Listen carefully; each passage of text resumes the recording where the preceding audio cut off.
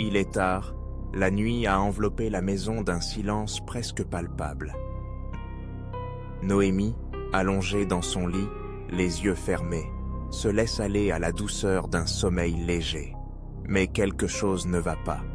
Une sensation étrange l'envahit, une impression d'être observée. Elle se retourne dans son lit, les draps froissés autour d'elle, mais le sentiment persiste. C'est comme si une ombre s'était glissée dans sa chambre, une présence qui ne devrait pas être là. Elle ouvre les yeux, scrutant l'obscurité. Les murs de sa chambre, d'habitude familiers, semblent soudain plus imposants, comme s'ils l'entouraient d'un cocon d'inquiétude. Elle se redresse légèrement, le cœur battant. Le silence est lourd, mais il n'est pas vraiment silencieux. Il y a un léger craquement, peut-être une branche qui frotte contre la fenêtre. Mais ça, c'est ce qu'elle se dit pour se rassurer. Elle essaye de se convaincre que tout va bien, que c'est juste son imagination qui lui joue des tours. Elle se rappelle des histoires qu'elle a entendues de spectres qui rôdent dans les maisons. Elle a toujours été fascinée par ces récits, mais maintenant, alors qu'elle est seule dans sa chambre, la fascination se transforme en angoisse. Elle se demande si elle est la seule à ressentir cela, si d'autres, comme elle, ont déjà eu cette impression d'être épiés, même dans l'intimité de leur propre espace. Les pensées s'enchaînent, et si ce n'était pas juste son imagination? Et si quelqu'un ou quelque chose était vraiment là, tapis dans l'ombre? Elle frissonne à cette idée, mais elle sait aussi que la peur peut parfois être irrationnelle. Elle essaye de se rappeler les conseils que lui a donnés sa mère. Cette voix douce qui lui disait que les ombres ne sont que des jeux de lumière, que les bruissances de la nuit ne sont que des échos du monde extérieur.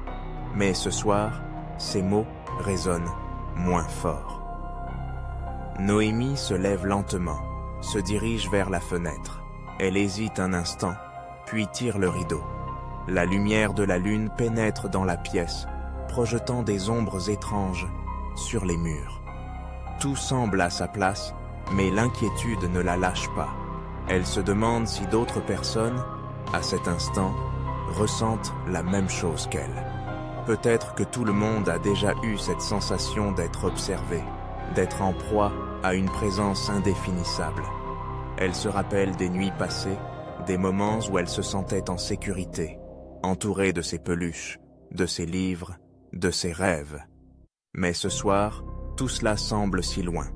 Elle se souvient d'un documentaire qu'elle a regardé sur les peurs nocturnes, sur la façon dont l'esprit humain peut créer des scénarios terrifiants à partir de rien. Et c'est vrai, n'est-ce pas? La nuit, tout prend une autre dimension.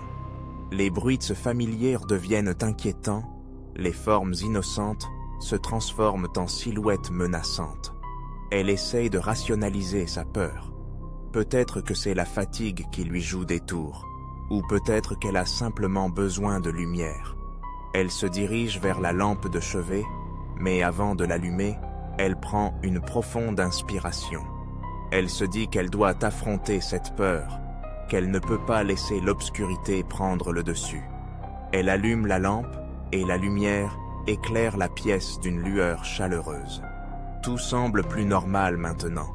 Les ombres ne sont plus aussi menaçantes et elle se sent un peu plus en sécurité. Mais une question la taraude. Pourquoi cette présence? Pourquoi cette impression persistante qu'elle n'est pas seule? Elle se souvient d'une conversation avec une amie qui lui avait dit que parfois, notre esprit cherche à combler des vides, à donner vie à nos angoisses. Probablement que cette présence n'est que le reflet de ses propres incertitudes, de ses propres peurs. Elle se remet au lit, la lumière toujours allumée. Elle se dit que c'est peut-être le moment de parler de tout cela, de partager cette expérience avec d'autres. Elle imagine déjà une vidéo sur YouTube où elle raconterait sa nuit, ses peurs, cette sensation d'être observée.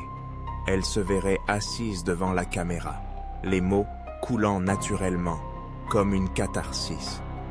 Elle se rend compte que beaucoup de gens peuvent se reconnaître dans ce qu'elle ressent.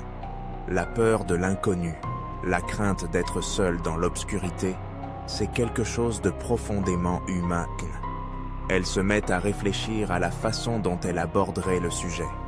Peut-être commencer par une introduction sur la manière dont la nuit peut transformer notre perception de la réalité. Elle pourrait parler des peurs d'enfance, des monstres sous le lit, des histoires racontées autour d'un feu. Elle pourrait partager des anecdotes personnelles, des moments où elle a eu peur, des fois où elle a cru voir quelque chose dans l'ombre. Et puis, elle pourrait évoquer des solutions, des moyens de surmonter cette peur. Parler de l'importance de la lumière, de la musique apaisante, des techniques de respiration pour calmer l'esprit. Elle pourrait même suggérer de tenir un journal de ses peurs, d'écrire ce qui l'inquiète pour mieux l'affronter. Elle se dit que ce serait une belle façon de créer un lien, de rassembler des gens autour d'une expérience commune. Alors qu'elle se laisse emporter par ses pensées, Noémie réalise que cette sensation de présence, bien qu'inquiétante, peut aussi être une opportunité, une occasion de parler, d'échanger, de partager.